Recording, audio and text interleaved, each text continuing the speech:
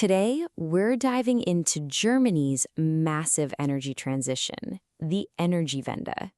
It's a climate project the entire world is watching.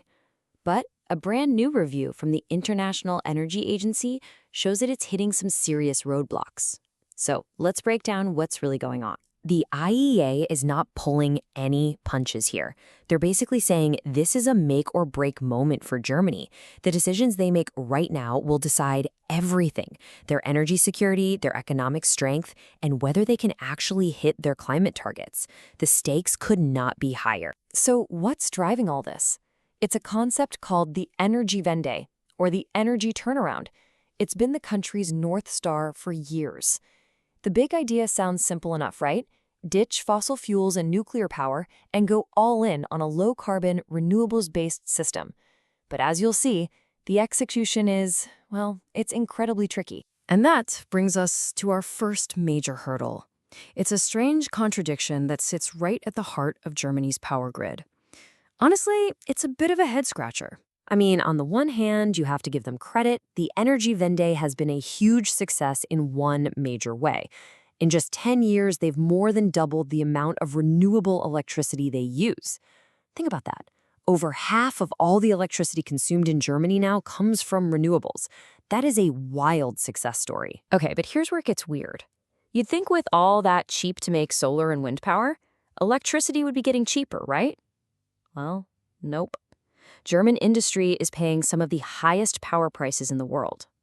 So what gives? Well, a huge part of the problem comes down to geography. It's like Germany's energy system is split right down the middle. All this awesome, powerful wind energy is being generated up in the north, but the factories, the industrial heartland that desperately needs all that power, is way down in the south. And to make things even trickier, the South just switched off its last nuclear power plants, so you end up with this massive logjam on the energy superhighway. And this isn't just some theoretical problem. It has a price tag, a huge one. Get this, 4.25 billion euros in a single year. That's the cost of just managing this gridlock, paying to shut down wind turbines in the north when it's too windy, while firing up expensive gas plants in the south to keep the lights on. And guess who ends up paying for all that? Yep, it gets passed right on to consumers' electricity bills. All right, so the grid is a big puzzle. But the challenge doesn't stop there. The next one hits a little closer to home. Literally. We're talking about the cars we drive and how we heat our houses. You know, Germany's actually done a pretty good job cutting emissions from its power plants and factories. But transport? Man, that sector has been stubbornly difficult. The emissions from cars and trucks have barely moved an inch, and they still account for almost a quarter of the country's entire carbon footprint. The obvious answer is electric vehicles, right? And for a while, it was working pretty well. EV sales were climbing, thanks to some nice government bonuses for buyers. But then, poof, the government abruptly cut those subsidies. And what happened to sales? They tanked. It's a perfect real-world example of how fragile this kind of transition can be without consistent support. And the challenge inside our homes is just as big.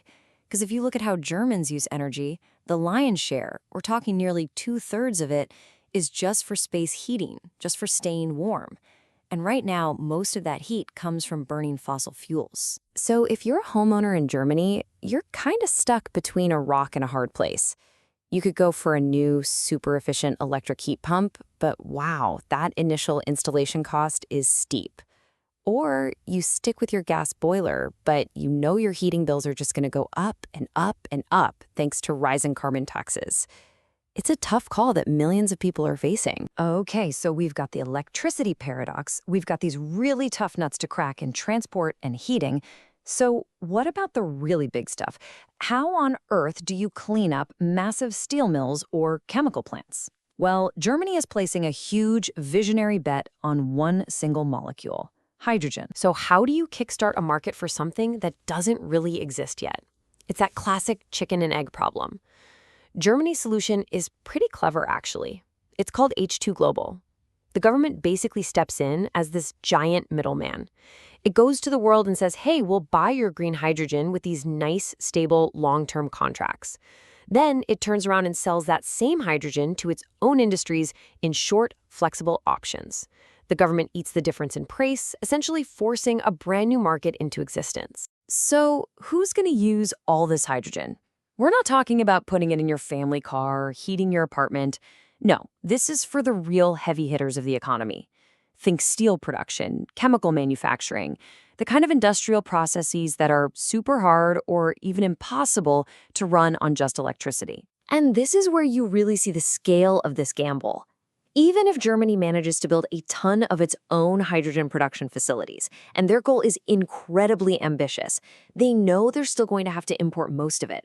We're talking up to 70%.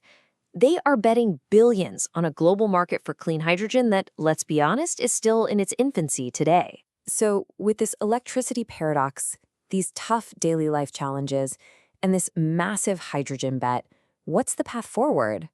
Well, the IEA didn't just point out all the problems. They also laid out a strategic roadmap for success. Their advice really boils down to a few critical actions. First, fix that electricity market. Find ways to get retail prices down. Speed up the rollout of smart meters so the grid can get, well, smarter, and send clearer price signals to get power where it's needed most, when it's needed most. And second, make that hydrogen bet less of a gamble. Create real, targeted demand from industry now so that hydrogen producers feel confident enough to invest and build. And all of this leaves us with the ultimate question, doesn't it? The entire point of the Energiewende was to prove to the world that a major industrial nation can be successful, secure, and green. But can Germany really pull it off? Can it remain an industrial leader, guarantee its energy security, and become climate neutral all at the same time? The next few years are going to be the ultimate test.